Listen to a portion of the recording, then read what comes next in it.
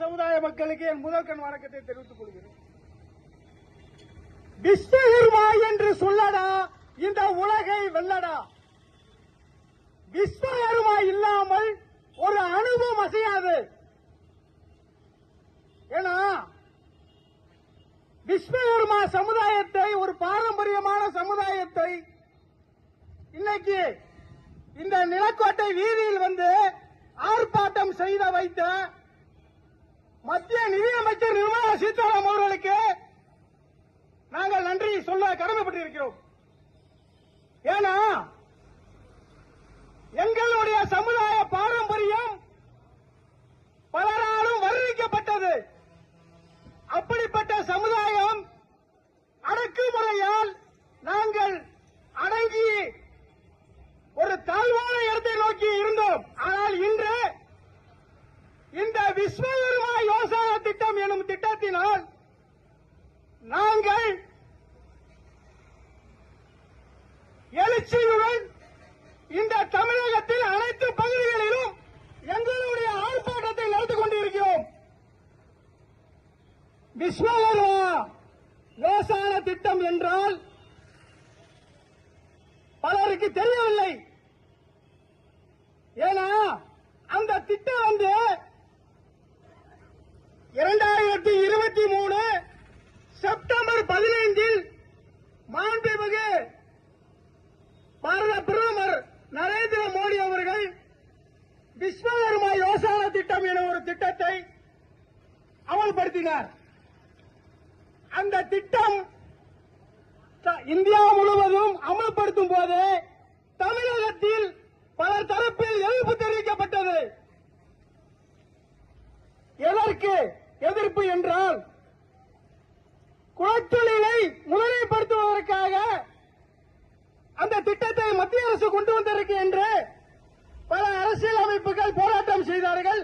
அதில் நம் விஸ்வகர்மா சமுதாயமும் ஒரு சிலர் போராடவே விஸ்வகர்மா சமுதாய மக்கள் அனைவரும் இந்த ஆர்ப்பாட்டத்தில் கலந்து தமிழகம் முழுவதும் ஆர்ப்பாட்டம் நடத்தி வருகிறோம்.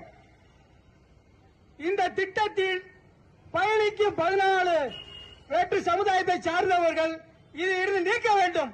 இல்லை என்றால் இந்த திட்டத்திற்கு பெயரை மாற்றி வைக்க வேண்டும்.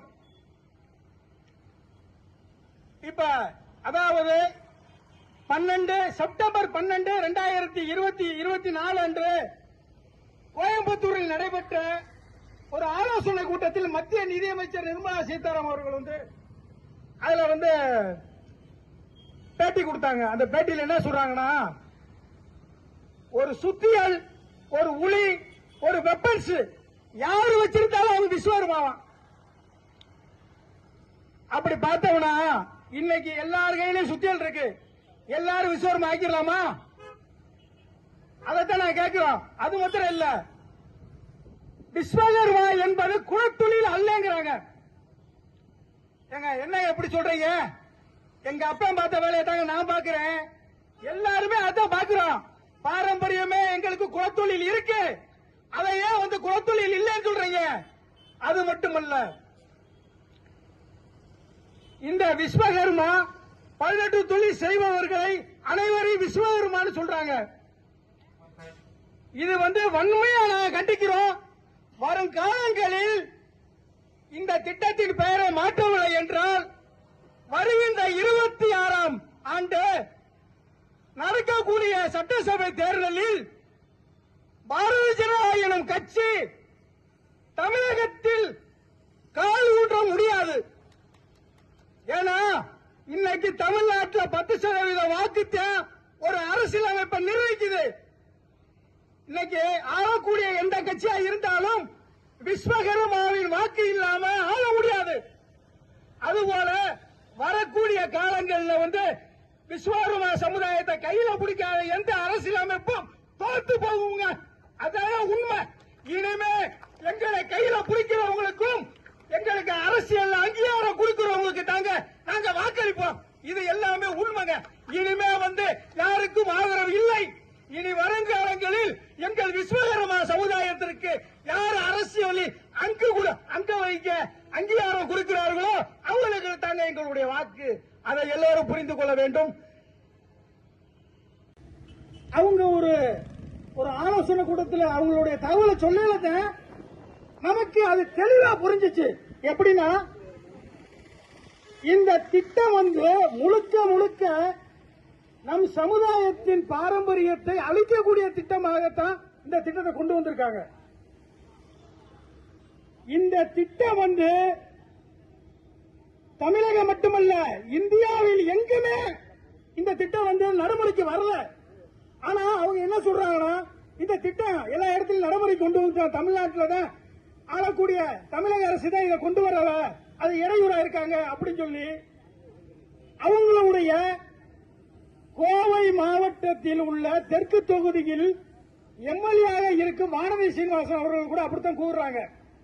இந்த திட்டத்தை நீங்க போய் மாநில அரசு கேளுங்க, ஏன் இதை நிறுத்தி வச்சிருக்கீங்கன்னு சொல்லி அப்படின்னு சொல்றாங்க. ஏங்க இந்த திட்டமே வந்தா எங்க சமுதாயமே நலிஞ்சு போகுங்க. இந்த திட்டம் எங்களுக்கு தேவையில்லைங்க. இந்த திட்டம் விஸ்வகர்மா யோசனைங்கிற பேர்ல வந்துச்சுன்னா அது விஸ்வகர்மா சமுதாயத்துக்கு மட்டும்தான் இருக்கணும். வேறு சமுதாயம் அதில் இணைச்சு கொண்டு வந்தீங்கன்னா அதோட திட்டத்தின் பேரை மாத்துங்க. நிறைய பேர் இருக்கு, கைவினைஞர் இருக்கு, இல்லாட்டா மோடி யோசனா திட்டம்னு கூட வைங்க, யாரும் கேட்க போறது இல்ல. ஆனா இந்த திட்டத்தின் பேர் விஸ்வகர்மான்னு நீங்க பயன்படுத்தினீங்கன்னா அதுல விஸ்வகர்மா சமுதாயம் மட்டும்தான் பயன்பெறணும். எங்க மக்களுடைய நம்பிக்கை இந்த விஸ்வகர்மா யோசனா திட்டத்தில் இருந்துச்சு. ஆனா இன்னைக்கு முழுமையா அது அழிச்சு போச்சுங்க. இந்த திட்டத்தினால இன்னைக்கு நாங்க வீதியில் இறங்கி போராட வந்துட்டோம். ஏன்னா எங்களுடைய வாழ்வாதாரமே கேள்விக்குறியாகி போச்சுங்க. இன்னைக்கு இந்த திட்டத்தை முடக்கணும், அப்படி இல்ல பேரை மாத்தணும். அப்படி மத்திய அரசு ஒரு நிலையான ஒரு தீர்மானத்தை நிறைவேற்றலைன்னா வருங்காலங்களில் அவங்க பெரிய இழப்பை சந்திப்பாங்க. அவங்களுடைய இழப்பு என்னன்னு உங்களுக்கு தெரியும். 2021 நடந்த தேர்தலில் அவங்க நோட்டாக்கு கீழே இருந்தாங்க. அதே பாரதிய ஜனதா நோட்டாக்கு கீழே இருந்த பாரதிய ஜனதாவை 2023 நடந்த பாராளுமன்ற தேர்தலில் அவங்க கிட்டத்தட்ட 11 விழுக்காடு சொல்றாங்க. அந்த விழுக்காடு ஓட்டு வாங்கினது யாருங்க? அவங்க அது விஸ்வகர்மா சமுதாய மக்களோட ஓட்டுங்க. விஸ்வகர்மா சமுதாய மக்கள் ஓட்டு யாருக்கு விழுகுதோ அவங்க தாங்க மத்தியிலையும் மாநிலத்திலையும் ஆட்சி அமைக்க முடியும். அத இந்த மாநில அரசும் மத்திய அரசு புரிஞ்சுக்கணுங்க. விஸ்வகர்மா இல்லாமல் தமிழகத்தையோ இந்தியாவில் யாரும் ஆட்சி அமைக்க முடியாது. அதை புரிஞ்சுக்கங்க. வரும் காலங்களில் எங்களுக்கு எங்களுடைய கோரிக்கையை ஏற்று இந்த திட்டத்தை முடக்கணும் அல்லது பெயரை மாற்றணும். அப்படி இல்லைன்னா எங்களுடைய பின்புலம் உங்களுக்கு தெரியாது. நாங்க சும்மா வேலை பார்த்துக்கிட்டு இருக்கோம், வீட்டில் இருக்கோம், எந்த இதுக்கு போகல, ஆர்ப்பாட்டம் நினைச்சுக்கிட்டு இருக்கீங்க. நாங்க நினைச்சால் தமிழகமாக இருந்தாலும் இந்திய பாராளுமன்றம் இருந்தாலும் ஆட்சியை மாற்ற எங்களால் முடியும். அதை நீங்கள் மனதில் ஏற்றுக்கொள்ளுங்கள்.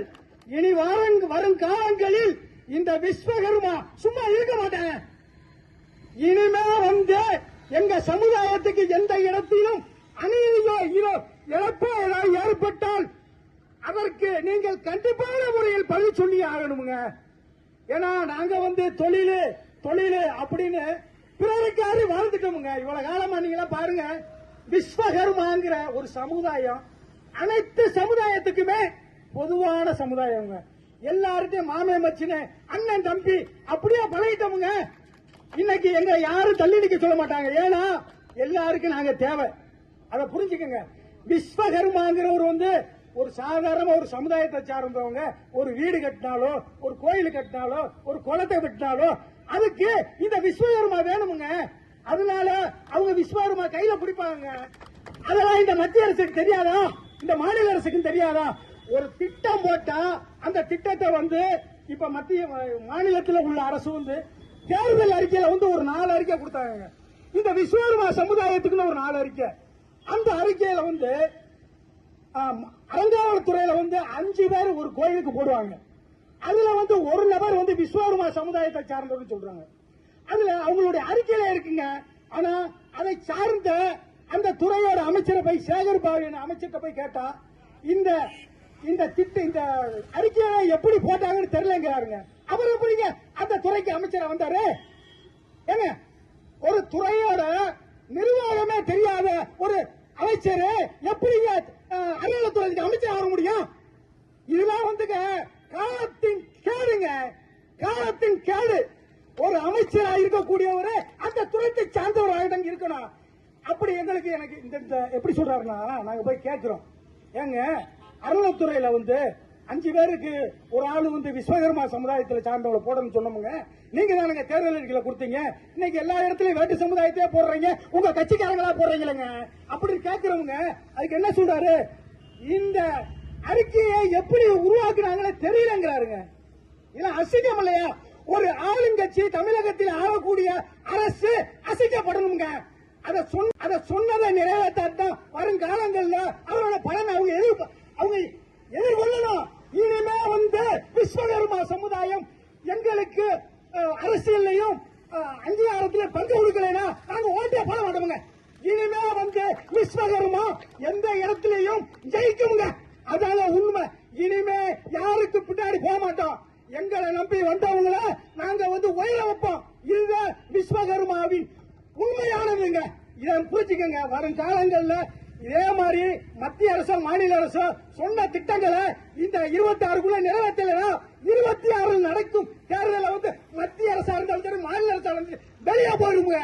நாங்க இல்லாம இந்த தமிழ்நாட்டிலயோ இந்தியாவிலயோ பாராளுமன்ற யாரும் ஆட்சி அமைக்க முடியாதுங்க. இது உண்மை, முழுக்க முழுக்க உண்மை.